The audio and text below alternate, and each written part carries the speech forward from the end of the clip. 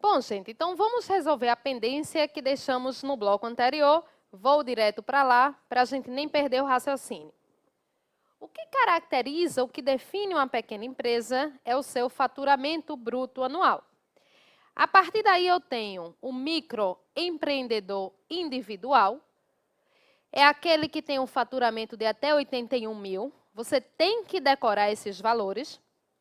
Eu tenho a microempresa e empresa de pequeno porte. Percebam que um microempreendedor individual, ele precisa ser empresário individual. A microempresa e a empresa de pequeno porte podem ser constituídas por empresas individuais ou sociedades empresárias. Então, aqui, empresas individuais ou sociedades empresárias.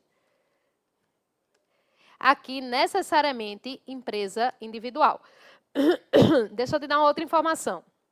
O MEI, ele só pode ter um empregado. Aqui, gente, efetivamente, muitas vezes acontece, né, até um, mas pode ser que ele fique até sem nenhum. Você vende Mary Kay, vende Navon, e aí você quer se regularizar de alguma maneira, então é tipicamente a história do MEI. A microempresa, ela vai até 360 mil, a EPP vai de mais 360 mil a 4 milhões e 800. Deixa eu dizer uma coisa, que é a dificuldade maior que eu noto de vocês em relação a isso daqui. Pronto, teve uma aluna mesmo, como eu disse a vocês, a gente passou, há muito poucos dias, a gente estava na prova da OAB, e, gente, a gente sempre cita como exemplo, porque a prova da OAB, no final das contas, eu tenho 6 por ano. Né? Quando eu conto primeira fase, segunda fase, eu tenho 6 por ano. Aí a pergunta da aluna, ô professora, tal empresa é uma Eireli ou ela é uma ME? Ou sei lá, ela é uma Eireli ou ela é uma EPP? Gente, presta bem atenção aqui. Esses não são conceitos que se excluem, não. Quando eu digo que ela pode ser empresário individual ou sociedade, são conceitos que podem, normalmente convivem muito bem. Quando eu digo que ela é uma pequena empresa, eu estou falando com direito tributário. Eu estou dizendo, fisco, olha só, ela arrecada menos, então tributa ela menos. Quando eu estou falando que ela é empresa individual ou sociedade empresária, eu estou falando com direito empresarial. Então, não são conceitos que se excluem, não. Eu estou dizendo em termos de responsabilidade, até onde o credor pode ir. Deixa eu dizer uma coisa importante. Em janeiro de 2018, foram revogadas as partículas do nome empresarial. ME, EPP, essas partículas, elas não existem mais. Que a gente via na nota fiscal, né? Hotel, Renascença, Limitada, ME. Tá? O Limitada não foi excluído, não, né? O Eireli não foi excluído. Foram excluídas as partículas de pequena empresa do nome empresarial. Aí pode ser que eu acabe de dizer isso, você tenha acabado de almoçar no restaurante, olhe para a nota fiscal e tenha lá a partícula. A professora acabou de dizer que não estava em vigor. Gente, não deu tempo ainda não deu tempo das juntas comerciais promoverem as alterações em todos os nomes empresariais. Mas, para efeito de prova, essa partícula não existe mais. Bom, como eu disse a vocês, por enquanto eu só quero pontuar. Em diversos momentos, vocês já sabendo o que seja pequena empresa, eu vou dizer para vocês o que é que isso reflete na gente. Mas, por hora, a gente vai dizer a vocês, vou deixar isso aqui também na mão de tributário, né? Com certeza aí o professor vai falar. Mas, por hora, eu quero dizer a vocês que o principal ponto de atração, a principal razão de eu ter uma pequena empresa é para eu pagar menos impostos. Menos e de maneira mais simplificada. É de eu poder optar pelo sistema de tributação chamado de Simples. Então, esta empresa é optante do Simples, nas condições de valores que a gente acabou de ver. Tá certo? Mas vamos deixá-la, por enquanto, em stand-by, mas voltaremos muito a ela. Eu quero mudar o enfoque agora da gente, mas deixa eu te mostrar aqui o que é que eu quero fazer. Eu estava dizendo, até há pouquinho tempo, o que era atividade de empresa. Mas me permitam agora a gente ir para o outro lado da moeda. Vamos ver agora, gente, quais são as atividades que não são atividades de empresa. Começando pelo parágrafo único do artigo 966, que acabamos de tratar dele. Deixa eu fazer o seguinte, eu vou reparti-lo para ficar mais fácil. O parágrafo único, ele vai dizer que não tem atividade de empresa, não se considera empresário, Ou aqui, outro, que a professora fica criando em casa para ajudá-los. Não é atividade empresária quem está no LICA. Professor, o que é isso? Não se considera empresário quem exerce profissão intelectual, de natureza científica, literária ou artística, ainda com concursos auxiliares ou colaboradores. Então, quem exerce atividade intelectual, seja ela de natureza literária, científica ou artística, não exerce atividade de empresa. Pronto, acabou-se. Mas, quem disse que o legislador quer facilitar a nossa vida? Vê se em vários artigos você não olha assim, aí faz... Esse camarada, ele não quis simplificar a minha vida. Hoje eu estava dizendo, aquela aula de título de crédito, que eu já mencionei aqui para vocês. A gente vai falar disso na parte de título de crédito. Aí eu estava dizendo, onde é endosso, aval, aceite, em cima, embaixo, anverso, já ia dizer inverso não tem não. Anverso, verso, horizontal, vertical. Aí eu comentava com os meninos, né? Com certeza o legislador, quando criou o código, ele não tinha o WhatsApp, senão ele não teria tempo para tudo isso. Pronto, é um artigo feito esse aqui. O legislador não quis facilitar a nossa vida, gente. Porque olha o que ele diz. Não é atividade de empresa quem está no LICA, ok, bastaria eu saber ler, nenhuma complicação. Mas ele quis complicar assim. Aí ele diz, olha só, salvo se o exercício da profissão constituir elemento de empresa. Acompanha comigo, vê que péssima técnica legislativa ele teve. No 966, ele definiu o que é empresa. Na verdade, tá, gente? Ele define o que é empresário individual, a gente adapta para a definição do que seja empresa, do 966. No parágrafo único, ele diz o que não é empresa. Ok. Mas ele joga um salvo dentro do não. Então, ele cria uma exceção dentro da exceção e torna aqui uma grande confusão. O que é exercício da profissão constituir elemento de empresa? Gente, nossa doutrina bateu muito cabeça para tentar entender o que está nesse artigo. Mas vocês vão fazer o seguinte. Primeiro, quando ele costuma cair em prova e ele cai, é a dicção literal do artigo. Por isso, a coisa mais importante que eu posso deixar aqui para você é a história do LICA. Essa é a primeira informação. E depois, eu vou te mostrar uma técnica para você interpretá-lo. Não é minha, não. Estou copiando aí, tá certo? E você não vai queimar muitas pestanas com isso, não. Porque se você queimar muito, você for raciocinar muito, você vai encontrar exceções, mas, enfim, é a forma necessária para qualquer concurso que a gente venha a fazer. Antes de ir para lá, eu quero te dar uma outra observação. Toda vez que falamos a expressão empresário, necessariamente estamos falando de empresário individual. Isso em prova também. Digamos o seguinte, eu e João vamos constituir uma sociedade. O que é que, a grosso modo, você costuma dizer? Renata é empresária, João é empresário. Não. Quem é empresário é a sociedade. A sociedade é empresária. Nós somos sócios, acionistas, cotistas, mas empresário é a sociedade. Então, toda vez que a lei se referir a empresário, é empresário individual. Mas, nesse caso, definição de empresa individual. Se aplica também a definição do própria razão de ser do que seja sociedade. Por aí vai, tá certo? Mas só para ficar atento nessa terminologia. Gente, você vai fazer o seguinte. Vê só como a gente interpreta isso daqui. Quando aquilo que tiver em destaque for uma pessoa, isso não é atividade de empresa. Quando aquilo que tiver em destaque for uma atividade, isso é atividade de empresa. E eu vou te dar um exemplo, você no instante vai entender. Pronto. E no mais, você não vai perder seus minutos preciosos preocupado em entender isso daqui, não. Memoriza o LICA, memoriza o artigo, mas deixa eu te dar um exemplo. Isso aqui que eu vou te dar esse exemplo é a interpretação justamente desse enunciado 194 do Conselho de Justiça Federal. Aí deixa eu te dizer aqui. Aqui eu tenho uma foto onde está Fernandes Uguione. O que é que isso significa, gente? Significa que eu tenho uma clínica de cirurgião dentista, onde o que está em destaque é uma pessoa. Então, essa atividade não é atividade de empresa. É atividade intelectual de natureza científica. Se o doutor Fernandes sair daqui, o que é que acontece com essa clínica? Ela fecha. Ele é a própria razão de ser da clínica. Mas percebe aqui a diferença quando eu coloco Select Odonto. Aqui eu tenho uma pessoa em destaque? Não. Aqui o que eu tenho é uma atividade.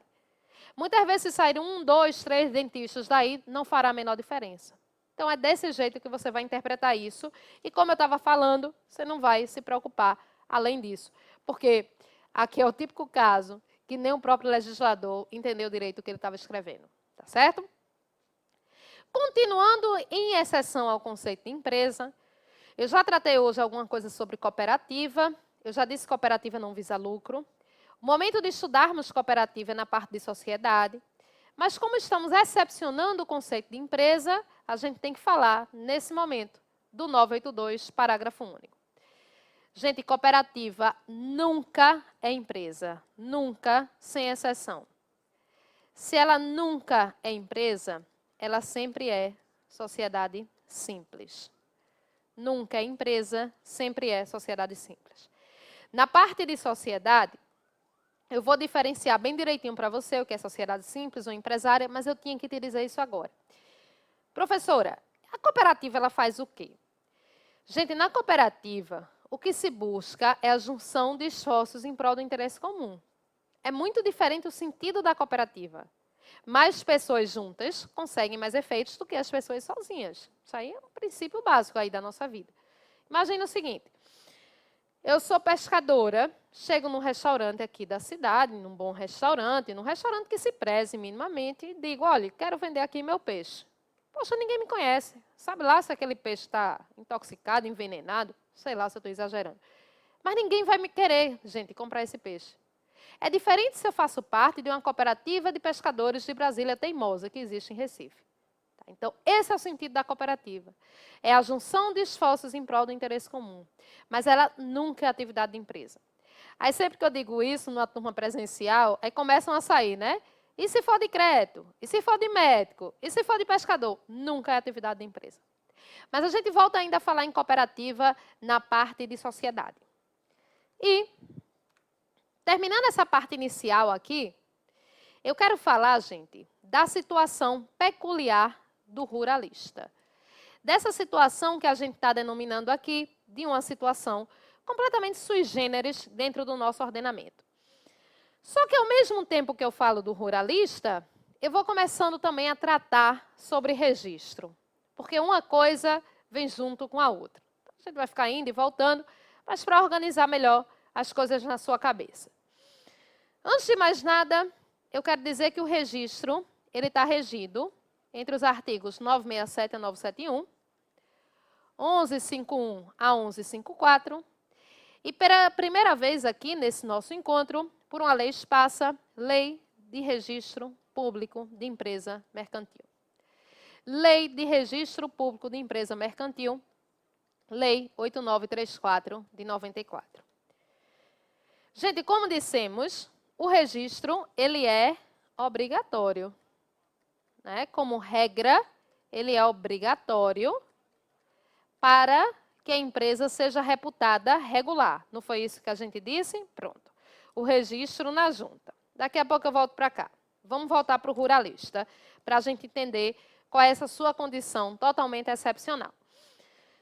Lá pela década de 80, tudo tem uma razão de ser, lá pela década de 80, o nosso ordenamento como um todo, né, e principalmente pós-Constituição e tudo mais, os nossos representantes do poder público, eles começam a tentar, gente, criar mecanismos para evitar o êxodo rural, tão forte que houve nesse país, né? Que o tempo todo ainda há, mas foi muito mais forte em décadas passadas. E aí, certos ramos do direito resolveram criar situações específicas para quem desenvolve atividade na zona rural. Resolveram tratá-lo de maneira específica, tá certo? De maneira peculiar. Direito do trabalho tem regra diferente. O direito previdenciário tem regra diferente. E, nesse sentido, também andou o direito empresarial. O direito empresarial concede ao ruralista uma opção que nenhuma atividade mais tem nesse país. Que opção é essa? O ruralista é o único que vai escolher. É uma opção. O registro para ele não é uma obrigação. O registro para ele é uma opção. Aí vem aqui comigo. Ele pode registrar-se na junta ou não se registrar na junta. Só que qual é o detalhe aqui? Se ele não se registra, ele não tem nenhuma penalidade. Eu e João, se a gente desenvolve aqui em Recife atividade empresarial, com os requisitos do 966, E se a gente não se registra, gente, a gente vai ter uma série de penalidades. A gente vai ver isso em sociedade em comum. Ele não tem penalidade. Ele escolhe o que lhe é mais conveniente. Aí você pode dizer, professora, mas então no final das contas, o registro a gente sabe que é caro, a gente sabe que é burocrático. Nenhum ruralista ele acaba se registrando. Não. Primeiro quem vai escolher é ele. E por quê? Ele pode sim, é vantajoso, em alguns casos, se registrar. Porque vem comigo aqui. Sua atividade só é atividade de empresa se ele tiver registrado na junta. Se ele não tiver registrado, não tem problema não. Nem ele tem penalidade também não. Mas sua atividade não vai ser atividade de empresa. Pelo simples fato dele não se registrar. E às vezes o que é que pode acontecer? O camarada, para conseguir uma linha de crédito no banco, é melhor ter atividade empresarial. Para conseguir participar de uma licitação, enfim, ele é que escolhe. Mas a coisa mais importante do ruralista vem agora que eu vou te dizer. Vem aqui comigo, para a gente fazer uma comparação. Para as atividades em geral, o que é que eu disse? Para o resto do mundo todo, o registro tem função meramente declaratória. Declara a regularidade ou não da atividade empresarial. Ele não é constitutivo. Mas vem aqui comigo agora. Qual a natureza jurídica do registro do ruralista? Nesse caso, o registro, a sua função,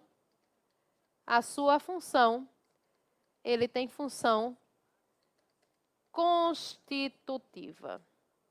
Porque ele só tem atividade empresarial se ele estiver devidamente registrado. Então, a sua natureza, a sua função é uma função constitutiva. Gente, essa é a pergunta mais feita em prova de concurso sobre registro público. Para o resto do mundo, o registro tem natureza declaratória.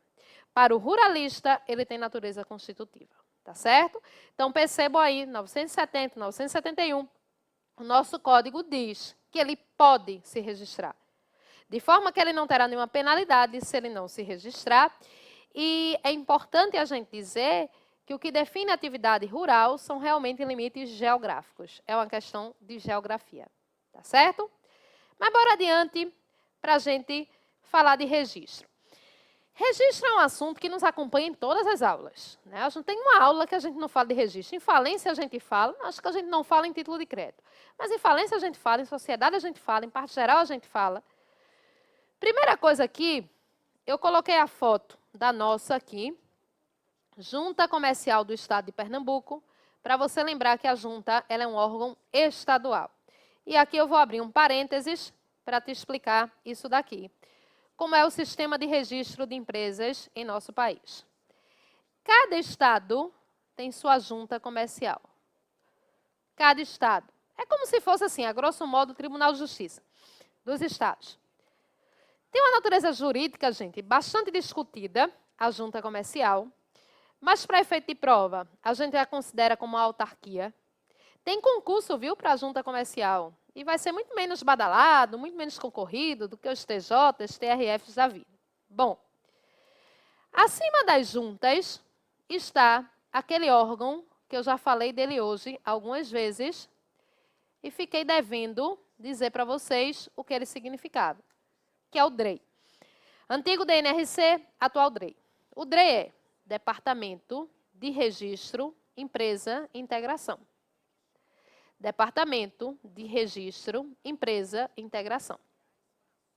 Enquanto as juntas são órgãos estaduais, o DREI está lá em Brasília e é um órgão federal. Algumas coisas que vamos falar aqui em nossa matéria não estão tecnicamente no Código Civil, em leis esparsas. Estão em instruções normativas do DREI. Já falei de duas hoje. Falei da Constituição do Eireli e do entendimento do Eireli, da Constituição da Idade do Eireli, e do entendimento do Eireli ser formado a partir de pessoa jurídica. Eu coloquei o enunciado lá da jornada, mas primeiro esse foi o entendimento do DREI. Então, algumas coisas que vamos dizer são instruções normativas do DREI. E como sabemos, gente, provas de concurso também exigem que você saiba sobre aquela matéria, aquele órgão que atua, né, editando normas e por aí vai. Bom, Tudo que está na junta é público, né? Fazendo a comparação aí, digamos, no cartório de imóvel, você vai lá, o que está é público, né? Você sabe muito melhor disso do que eu. Tudo que está na junta é público. Você, para ter acesso aos assentos que estão na junta, não precisa nem justificar exatamente o motivo. E cada empresa na junta, ela é considerada a partir de um número, que muita gente acha que é CNPJ. Não é que o CNPJ não interessa para a junta. Mas o CNPJ ele interessa mesmo para a Receita Federal. Cada empresa na junta tem um número de identificação no registro de empresas. Número de identificação no registro de empresas.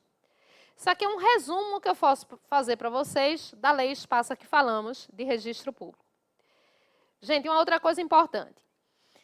Dificilmente em prova, vocês vão ler a expressão junta comercial. Porque, via de regra, se utiliza a expressão mais ampla. Registro público de empresas mercantis. Então, as empresas precisam se registrar no Registro Público de Empresas Mercantis, que no Estado fica a cargo das juntas comerciais. Qual é a função básica da junta comercial? A junta comercial, ela tem como função precípua registrar empresas, arquivar atos constitutivos. Arquivar ou registrar são sinônimos. Todas as modificações que uma empresa venha a passar, isso é meio bagunçado, meio não, isso é totalmente bagunçado na prova, mas isso é totalmente bagunçado na prática, mas para efeito de prova, toda e qualquer modificação que uma empresa venha a passar precisa ser avisada à junta. Isso significa averbação, tal qual você utiliza aí no termo cartorário. Gente, isso é meio bagunçado. Primeiro que o brasileiro é meio bagunçado com papel, né, em geral. E porque tudo na junta paga. Até para espirrar na junta você paga. Alguns agentes, algumas profissões, para que possam desenvolver suas atividades, precisam estar matriculadas na junta. Por exemplo, leiloeiro, tradutor, intérprete. A gente vai ver, ainda nessa parte geral, não hoje, mas a gente vai ver que tem uma parte de escrituração mercantil. Então, os livros da empresa precisam ser autenticados pela junta. Mas não se preocupa com isso aqui, não. Depois eu te explico direitinho o que é autenticação, na parte de escrituração. E aqui eu vou dizer etc., mas essas são as funções primordiais da nossa junta comercial. Aqui eu coloquei o artigo 967 e o 1151, que são os artigos, gente, mais cobrados em prova de concurso. Vejam, para a gente conversar aqui sobre isso. Nesse momento, a gente está fazendo um curso não com edital específico, né? E aí, quando a gente tem um curso com edital específico, a gente tem uma banca específica, tem um perfil e tudo mais. Mas eu vou dizer algumas coisas a vocês. Tem umas matérias que são pedrinhas cantadas em prova de concurso. O povo não tem muita imaginação nas questões de empresarial. Tá? Não tem muita imaginação. E aí, quando a gente fala em provas de concurso, estamos falando mesmo de maneira genérica. Aquela coisa do ruralista aparece muito, da natureza do registro. Essa coisa do prazo que a gente vai falar também tem muito.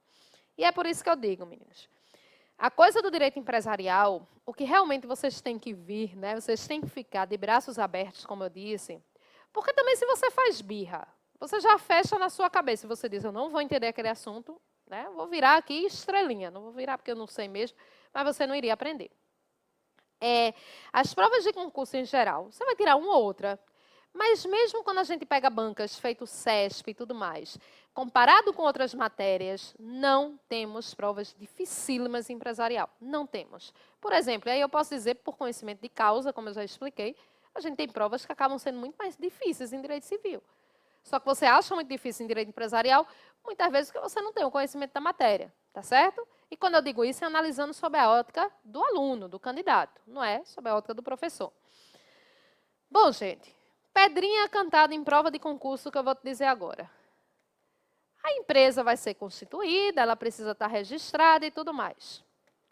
Quantos dias uma empresa tem para se registrar, hein? Ou melhor dizendo, tem prazo para uma empresa se registrar? Tem não. Prazo não. Eu constituo uma empresa hoje, Mas está muito pesado, eu estou gastando muito agora, quero registrá-la daqui a 3 anos. Posso? Posso. Posso registrá-la daqui a 10 anos? Posso. Mas espera aí, vamos colocar aqui a história inteira. Estou contando metade da história. Mas para isso eu te convido aqui para a gente saber interpretar esses dispositivos que aqui estão. Vejam o que diz o 967. É obrigatória a inscrição do empresário no registro público antes do início de sua atividade. Então, em tese, assim, bem em tese, aqui começou a atividade empresarial. Nesse pontinho verde que eu estou dizendo. O ideal, pelo 967, é que a empresa já esteja registrada antes do início de suas atividades. É que ela abra as portas já funcionando, normalmente. Mas o parágrafo 1º dá uma atenuada nisso daqui. Vamos ler o caput do 1151 e depois o parágrafo 1º. O 1151 caput, ele diz que o registro dos atos sujeitos à formalidade exigida no artigo antecedente vai ser requerido pela pessoa obrigada em lei, que normalmente, gente, é o contabilista, é o administrador, mas no caso de omissão ou de demora, por quem tiver ali interesse, normalmente um sócio. Percebam que cada artigo que eu leio do Código Civil eu dou uma interpretação, já notaram isso? Mas é porque eu acho que o meu artigo fica mais fácil do que o do legislador. Esse professor está se achando, né? Não, mas é só porque eu acho que a gente pode explicar mais simples. Parágrafo 1º. Os documentos necessários ao registro, eles devem ser apresentados em 30 dias, contado da lavratura dos atos respectivos. Gente, vê só. O que é que está dizendo o parágrafo 1º? Você tem 30 dias para apresentar toda a documentação. Apresentando, nesse prazozinho correto, os efeitos do registro irão retroagir ao dia de início das atividades. O registro produzirá efeitos ex tunc. Se a empresa tiver um problema de qualquer ordem que seja aqui nesse espaço de tempo, ela é considerada regular. Ela não vai responder como uma empresa irregular, tá certo? Porque o registro produzirá efeitos ex tunc. Isso daqui aparece direto sobre essa produção de efeitos. Agora, o que foi que eu disse? Ah, não quer registrar, ela não quer levar os papéis dentro de 30 dias? Não. Quer levar daqui a 5 anos? Pode. Mas aí vem um parágrafo 2º. Deixa eu fazer uma comparação com o civil. Eu puxo muito para o civil também, porque eu acho que acaba facilitando a vida de vocês. O inventário, gente. A ação de inventário. Tem prazo para eu propô-la? Não. No sentido de prescrição, não. Ela é uma ação imprescritiva. Eu pago multa, né? A fazenda e tudo mais, além do prazo estipulado em lei. Mas é uma ação imprescritível. Aqui é a mesma coisa. Tem prazo não para registrar a empresa. Porém, requerido além do prazo previsto neste artigo, o registro só produzirá efeito a partir da data de sua concessão. Então, vamos lá. Desenvolvi a empresa, quis me fincar no mercado, quis ver se a coisa pegava e fui lá. E resolvi registrá-la depois de 2 anos. Tem problema não.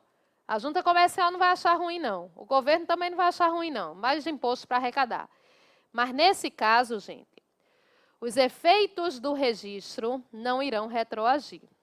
Ela vai ser reputada como uma empresa regular daqui para frente. Quer dizer, além do prazo instituído em lei, os efeitos do registro irão ser ex nunc. Dentro do prazo de 30 dias, os efeitos ex tunc. Tá certo? Então, é muito importante. Pega esse esquemazinho aqui, do jeito que eu desenhei. Se você faz uns resumos, aquelas coisas de verificar antes da prova e tudo mais, faz isso daqui, desenha da melhor forma que você achar, dessa ou de outra, que você coloca lá para lhe ajudar. Aí deixa eu só contar uma coisa aqui a vocês, as coisas engraçadas de aluno, né, que a gente vai ouvindo. Aí teve uma turma que eu, lá na faculdade, eu ensinei aos meninos empresarial 1, depois a gente se separou, voltei para eles empresarial 4. Aí tinha uma menina na turma, a mãe dela tem uma empresa no interior aqui de Pernambuco, e ela disse, professora, a senhora me causou uma decepção, viu? Eu disse, por quê? Ela disse, não, porque minha mãe chegou um dia e disse, minha filha, vamos ali à junta comercial, lá de Caruaru, né? Acho que é uma cidade que todo mundo já ouviu falar. E ela disse, se aprontou toda, botou um taiê, botou um salto e tal, e foi para a junta comercial. Ela disse, quando chegou lá, aí disse que a junta comercial era a unidade de lá, né? Eram 2 birôs com 2 atendentes, num prédio bem feio. Ela disse, professora, eu me aprontei toda. Eu disse, sim, criatura. Achava que estava indo para o STJ, para o STF, né? Obviamente que não. Falando em STJ, venho aqui para verificar que, em termos de competência de causas envolvendo a junta comercial, o STJ diz que ela tem natureza híbrida, em termos de julgamento de causas envolvendo a junta. O que é que isso quer dizer, gente? Você tem que saber para a prova que, quando envolve matéria tipicamente administrativa, a competência para essas causas será da Justiça Estadual. Por outro lado, quando envolve matérias técnicas, essa competência será da Justiça Federal. Por quê? Porque quando envolve matéria técnica, aí você vai envolver alguma coisa também do DREI, que é uma autarquia federal, vinculada ao Ministério do Comércio, uma autarquia federal. Então, tem essa divisão, de acordo com o STJ, sobre as causas envolvendo os julgamentos de atos a serem questionados perante a junta comercial. Ainda vou falar mais de registro, daqui a pouco eu volto.